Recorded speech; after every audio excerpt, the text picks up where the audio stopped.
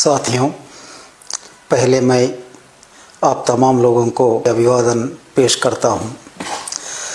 16 सितंबर को मैंने पहली बार हथियारबंद संघर्ष का विराम प्रकट करते हुए स्टेटमेंट जारी किया था और उसके बाद गढ़चिरौली, माड़, पूर्व बस्तर के साथियों ने भी वहां से हथियारबंद संघर्ष को छोड़ने का निर्णय पर वे लोग भी स्टेटमेंट जारी किए हैं। मैं महाराष्ट्र के गढ़चिरौली में 60 कामरेडों के साथ मेरा हथियार छोड़ दिया था, वे लोग भी हथियार छोड़े हैं। उसके बाद सैकड़ों की संख्या में साथियों ने छत्तीसगढ़ में अपने हथियार छोड़ दिए हैं। इसी बीच में भारत की कम्युनिस्ट पार्टी माओवादी के केंद्रीय कमेटी के सदस्य चंद्रन्ना तेलंगाना में पुनर्वासन के लिए आए हैं। इन तमाम साथियों को मैं अभिवादन पेश करता हूं।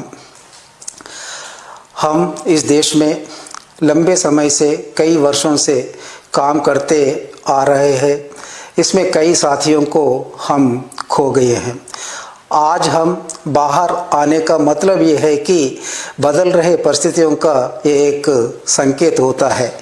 इसलिए आज हम हथियारबंद संघर्ष को छोड़कर जनता के बीच में आए हैं और जनता के बीच में ही काम करने का निर्णय लिए हैं। हम जिस साथियों को खो गए हैं, उन साथियों के चलते हम ये बदलावों का समझना जरूरी है। आज भी देश में कई साथी इलाकावार सत्ता को अपनाने के लिए उस रास्ते पे हथियारबंद संघर्ष में डटे हुए हैं और ये तो हम समझना है कि इस रास्ता पर चलते हुए ही हम जनता से दूर हुए हैं।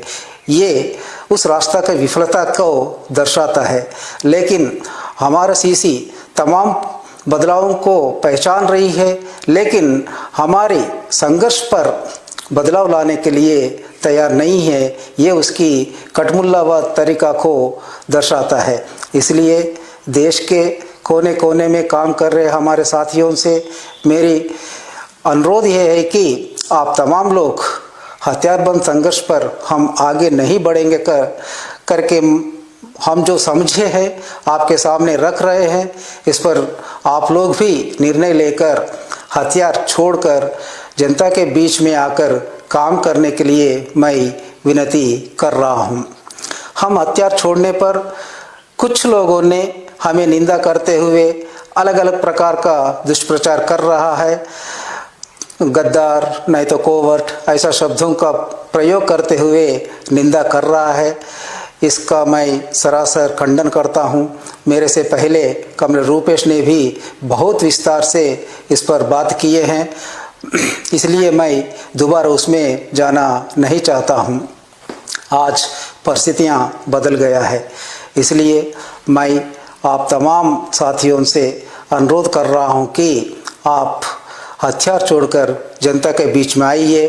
कानून के तौर पर हम जनता के बीच में रहते हुए काम करेंगे। और इसी अवसर पर मैं तमाम देश के बुद्धिजीवियों और जनवादी प्रेमियों और मुख्य रूप से आदिवासी हितैषियों से अनुरोध कर रहा हूं कि हम जो निर्णय लिए हैं, इस निर्णय को आप समझिए और हमारा समर्थन कीजिए। जिन लोगों ने हथियार छोड़कर आने के लिए तैयार है, जिन लोगों ने जनता के बीच में काम करने के लिए तैयार है, आप लोग मेरे संपर्क करने के लिए ये नंबर मैं बता रहा हूँ। इस नंबर पर कांटेक्ट करने से हम आपका राय जान सकते हैं, आप आ सकते हैं। नंबर है 8856038533 और एक बार मैं दोहरा रहा हूँ 8856038533।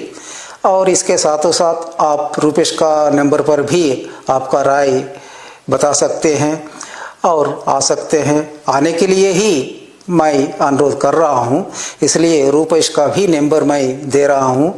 उनका नंबर यह है कि 6267 3816 और एक बार 6267138163